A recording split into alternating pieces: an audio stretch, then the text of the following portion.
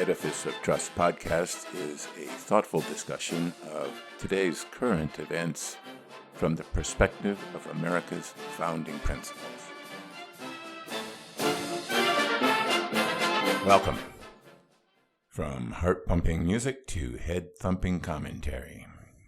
Ibram X. Kendi's book, How to Be an Antiracist, has won many accolades and was described in the New York Times Review as the, quote, most courageous book to date on the problem of race in the Western mind, unquote. Erica Taylor of NPR called the book, quote, clear and compelling, unquote. It has been on the New York Times bestseller list for over 45 weeks and got a huge surge in sales after the killing of George Floyd and the Black Lives Matter protests. The book is a recommended reading for the so-called diversity, equity, and inclusion training sessions in vogue across America and endorsed by the Biden administration that also feature critical race theory and the 1619 Project. The book portrays Professor Kendi's growth and evolution as a black man and as an anti-racist, starting as a young boy in a poor black neighborhood in Queens, growing into a high school kid in the relatively affluent white town of Manassas, Virginia, and on to a college and graduate student at various colleges. Kendi is a good writer, and he tells his story eloquently, but I couldn't help feeling sorry for him. He is obsessed with race and racism. He is consumed by racism. His life, education, and profession are dedicated to race and racism, as if the world contained nothing good, beautiful, or eternal, but only race, racism, and racial oppression. The history of racism in America is dark, very dark. You need only to read the narrative of the life of Frederick Douglass to realize the depravity and cruelty of slave ownership. The life of blacks in the South after emancipation was little better. But despite constitutional amendments and civil rights laws that have largely eliminated discrimination against blacks and other minorities, Kendi points to continuing disparities between blacks and whites, such as the income gap, the wealth gap, the academic achievement gap, and disparities in health outcomes as proof of persistent racism. One of the bases for Professor Kendi's thinking on anti-racism is that all humans share about 99.9% of our DNA with other humans, no matter the race. Kendi reasons that if groups of humans are so closely related, the gaps in income, wealth, academics, etc. should not exist. But they do exist, and the reason, according to his thinking, must be racism. Historically, racism was clearly a reason for disparities, such as the treatment of soldiers returning from World War II. White soldiers got the GI Bill and FHA housing. Black soldiers did not. With the civil rights laws and changes in attitudes, relations between blacks and whites should be better, but the disparities remain. The reason Professor Kendi believes is systemic racism. This means that the Enlightenment philosophy guiding Western civilization and the American principles formulated by the founders created a system that is advantageous to whites and disadvantageous to non-whites. Civil rights in America have been transformed over the last 50 years, but disparities remain. So some malevolent force hidden deeply within the system must be the explanation. He identifies the systems and policies established by the founders and continuing today as the root causes to the disparate outcomes for people of color. He asserts that the economic liberty unleashed by the free market economic system, or capitalism, originally grew out of a desire to enslave people for profit, and he views capitalism and racism as co-joined twins. Professor Kendi asserts that capitalism emerged around the 16th century as Portuguese and Spanish colonialists discovered the profitability of transporting African slaves to their newfound colonies in the Western Hemisphere. The book follows the developments of the last 500 years and reaches the conclusion that, quote, anti-racist policies cannot eliminate class racism without anti-capitalist policies, unquote. Taking a cue from critical race theory, he believes that capitalism is nothing more than the exploitation and oppression of workers and unprotected consumers, as well as the ability of capitalists to value profits over climate, the freedom to not pay taxes, freedom from competition, and the freedom to keep people poor. This is a very distorted vision of capitalism and how free markets are intended to function, and his proposed solutions are equally distorted. Jonathan Haidt wrote in his book, The Righteous Mind, Why Good People Are Divided by Religion and Politics, that his moral foundations theory defined 5 moral axes as the basis for a system of moral belief.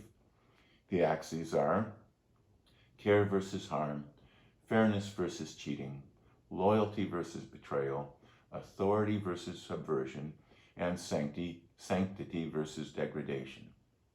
Haidt later added the axis of liberty versus oppression, which is particularly relevant in political discussions.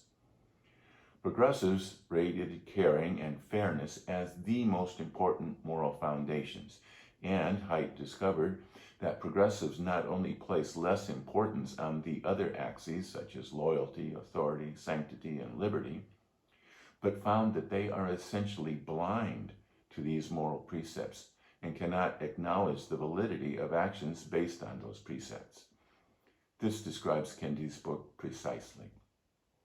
He can only see the grossly unfair outcomes of non-whites and blames it on racism and racist policies. He is blind to all the good that has been done by Western civilization.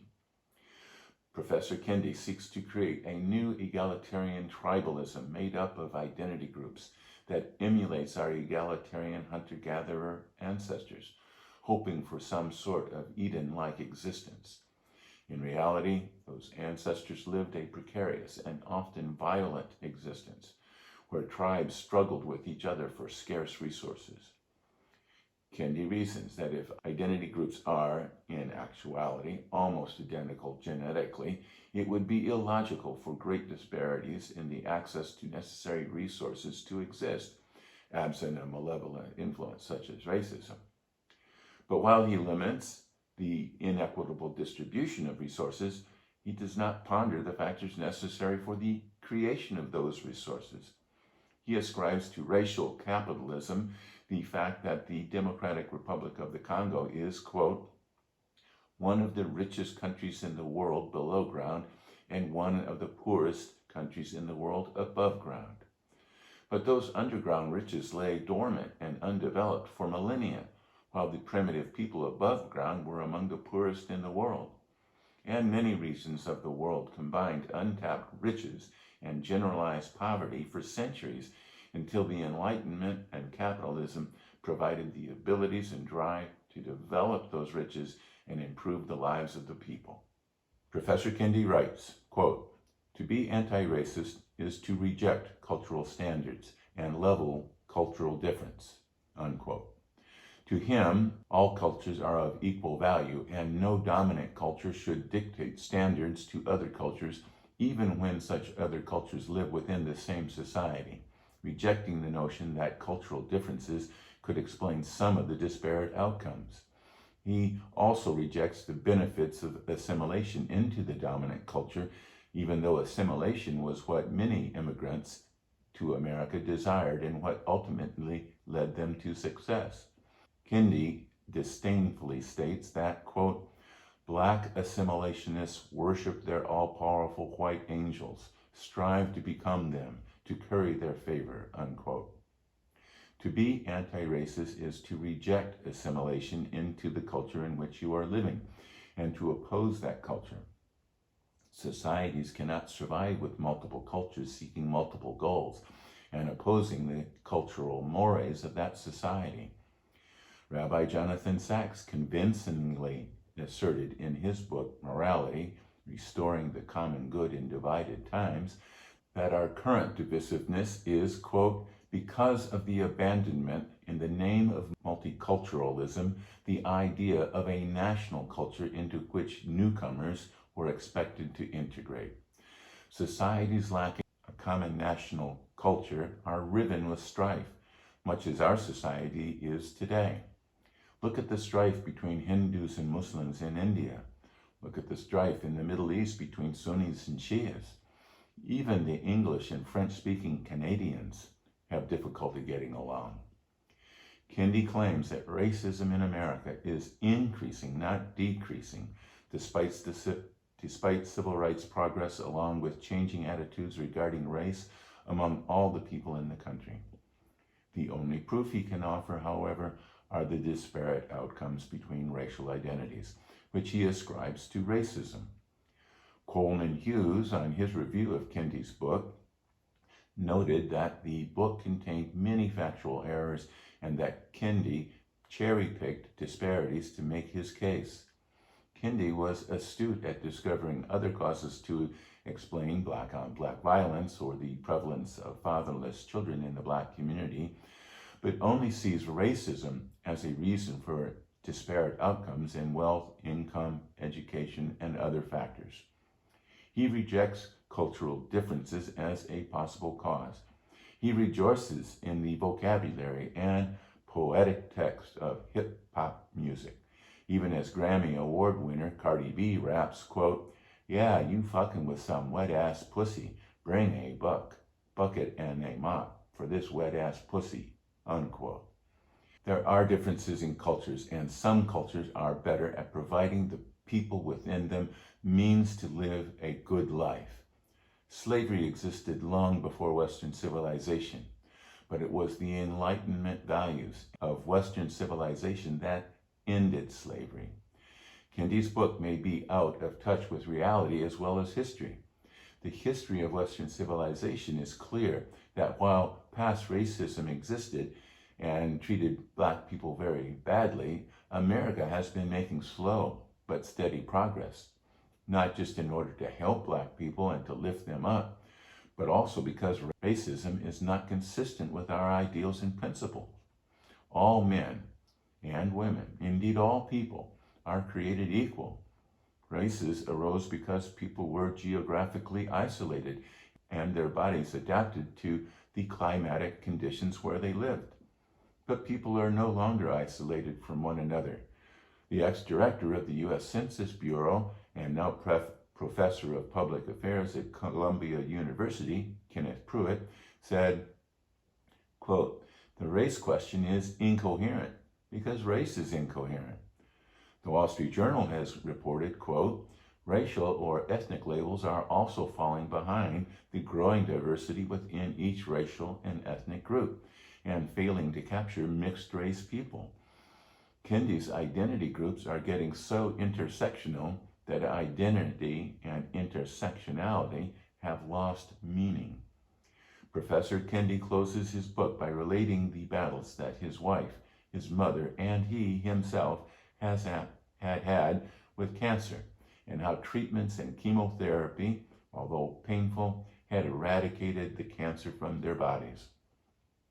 He compared anti-racism and the policy it entails as the therapy necessary to eradicate the scourge of racism from the human race. But it is ironic. The medicines and therapies needed for the survival of his family were developed by the institutions of Western civilization that he abhors. It was the Western scientific method that discovered the medical knowledge needed to create those medicines, and the capitalist economic system that financed their development, that saved their lives. In the new egalitarian tribalism he seeks, the resources necessary for his survival and that of his family would not exist. Ponder that while you listen to a brief message. My latest book, The People's God, Ruminations about God, Religion, and the Future of Western Civilization, has just been published. The book traces the origins of religion and how religions have affected civilizations throughout history. It looks at the increasing secularization in Western countries and analyzes whether a just and moral society can survive without religion. Now available at Amazon, Barnes & Noble, and Apple Books. You can find the links to these retailers on my website, www.edificeoftrust.com. Thank you. Welcome back. I don't want to be an anti-racist, and you shouldn't want to be one either. Anti-racism will not bring about a blissful, post-racial future full of happy human beings of all races, creeds, and cultures and ethnicities, and all other forms of identities. In a recent post on the left-leaning political website, Professor Kendi stated that, quote, racial inequity is proof of racial policy, unquote. And he proposes the creation of a Department of Antiracism that would be responsible for pre-clearing all laws and government policies and would be empowered to discipline people that do not change their racist policies and ideas. An anti-racist future will be an egalitarian socialist nightmare where a dictatorial government has the power to allocate society's resources on the basis of those identities. Generation of resources necessary for such distribution will stagnate because there is no motivation to create such resources. It will be a very equitable but impoverished existence. This is the world that your children and grandchildren will inherit if you stand by idly while the progressive left pushes critical race theory, anti-racism, and the 1619 Project into our public school system. President Trump banned diversity, equity, and inclusion training, which incorporates anti-racism and critical race theory, from the agencies of the U.S. government. But President Biden reinstated the training on the first day of his presidency. And the adoption of these theories into the curriculum of public schools is advancing, even as some states, those with Republican governors, move to ban such teaching.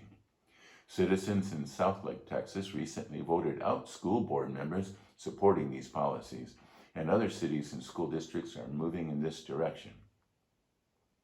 Banning the teaching of any subject goes against our American principles, but it is inappropriate to force these unproven and un-American theories onto young children.